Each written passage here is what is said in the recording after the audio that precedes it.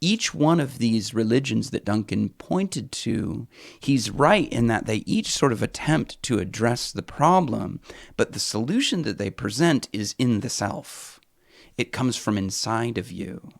Christianity is unique in that, no, the self, the person, comes back into harmony with the great person, God, who is not an impersonal force, is personal and is very personal in Jesus, who's the great high priest, who's familiar with our sufferings. Can I just say this? Yeah. I love, and I mean this in a non-sarcastic way, Jesus. I think about Jesus all the time. And the older I get, the more I love Jesus.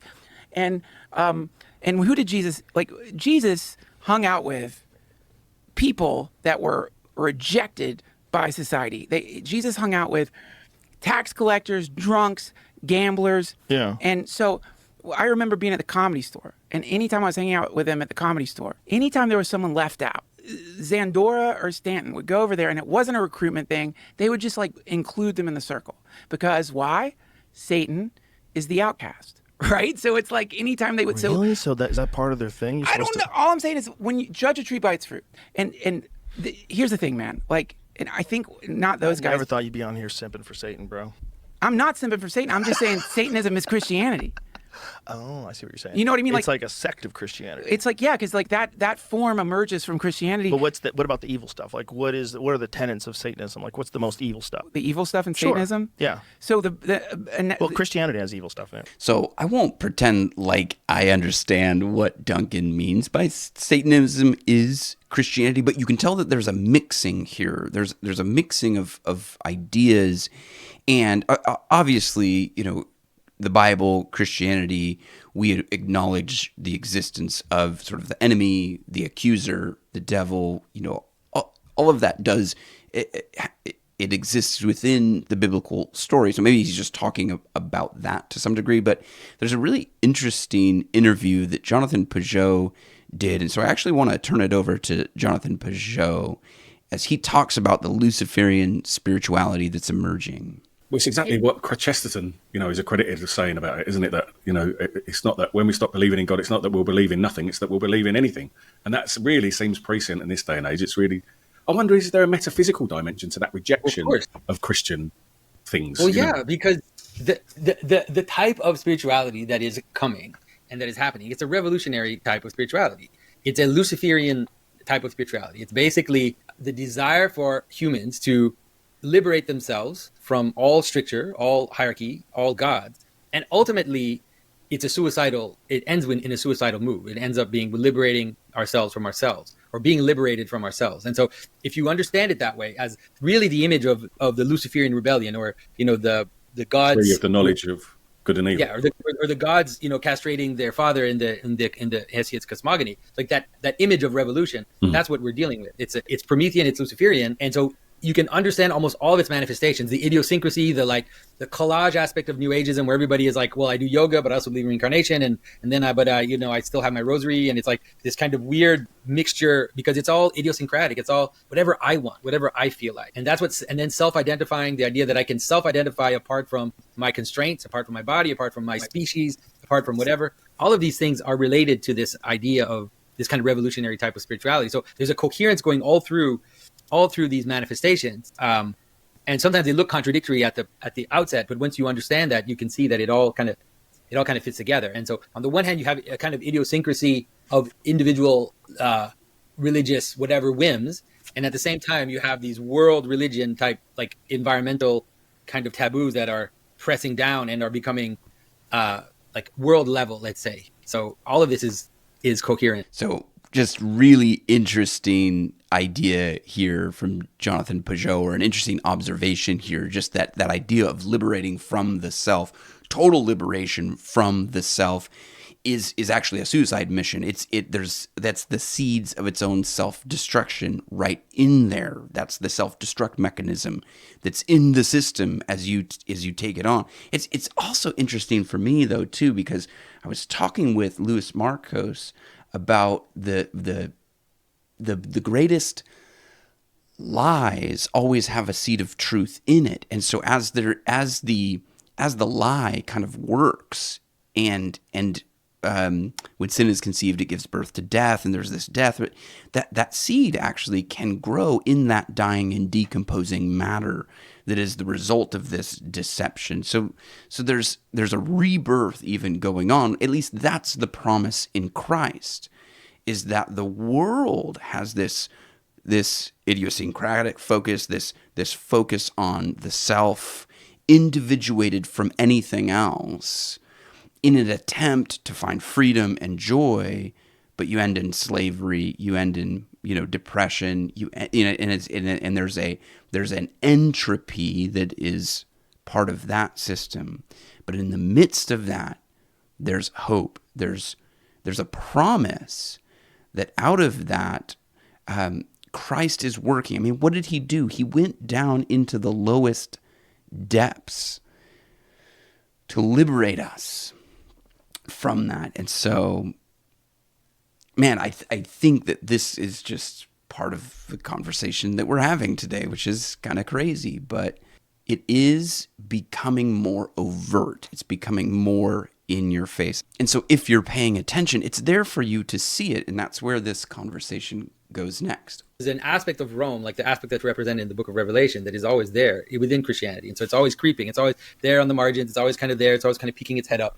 And so we shouldn't be completely surprised that this once Christianity started to wane, that these aspects started to show their heads again. That, for example, the Enlightenment developed itself through pagan imagery. Like they used pagan imagery in order to counter the Christian imagery itself. And so all of this, it makes total sense.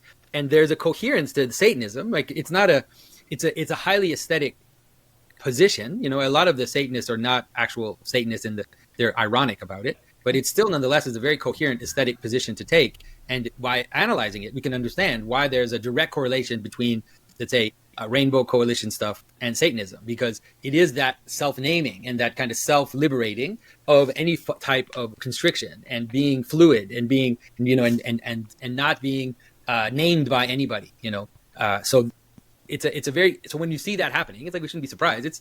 It's completely coherent. It's also what's great about it is that in some ways, if in the 60s,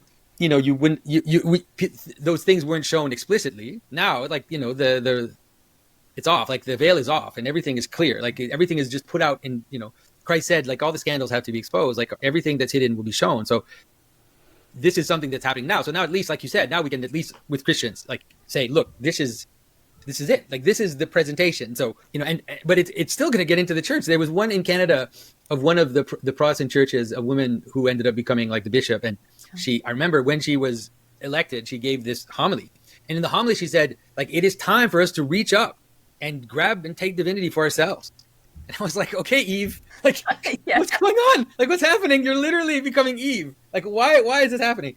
But, these are, like I said, the mask is off now. Things are just out there in the open. There's an extent, though, to which it's too much in plain sight, don't you think? Like, some of the response from the Eurovision thing is, oh, why are you getting all upset about it? They're, like you say, it's literally happening in front of you. The woman is saying that she's casting a spell on everyone with the pentagram and everything. And they're saying, oh, it's just performance art, don't get your knickers in a twist. Yeah, well, whatever. I mean, it is, of course, all performance art. The quality of Satan is to be ironic. So we're not surprised that everybody who is involved in this type of aesthetic will say, well, it's all ironic. It's all just performative. It's not real, because that's exactly the position. It's an ironic and doubtful and sarcastic position to hold. It's an anti-Christ position.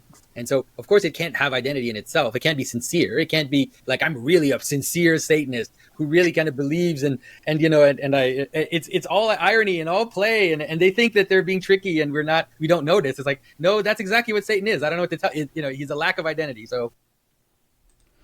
Yeah, so I hear some of the same themes in this conversation as I heard in Joe and Duncan's conversation, even down to the point of like, well, are they really Satanists? I mean, no, they're real nice people. And look, I don't know the people that Duncan is talking about, so I can't say one way or the other, but it's this idea of like, well, but we don't really follow Satan. It's just an idea. It's just sort of a system, and we're sort of just using these symbols. And that's, of course, the deception. It's again, I've mentioned this many times, but that's what C.S. Lewis was talking about in That Hideous Strength, is that it's like the lie is right in front of you.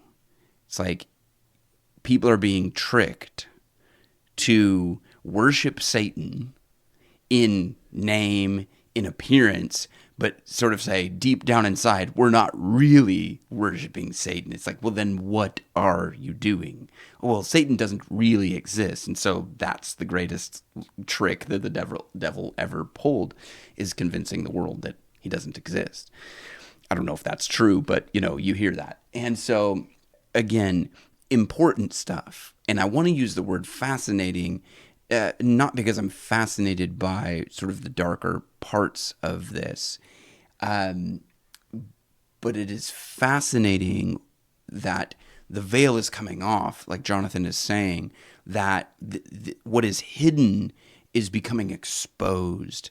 And again, to Joe Rogan's point about the use of the internet and even what's going on in this podcast world, is that it's getting harder and harder for people to lie. It's getting harder and harder for people to play these shell games and hide their true intent. And so they're just coming full out and saying what they're doing. And so, again, I'm glad you're here. I'm glad that we can be in and amongst a community of people who are prayerfully paying attention to these conversations that are going on, because it is a barometer. It's a test to see where we are in this particular cultural moment. So thanks for being with me. I'll catch you in the next one.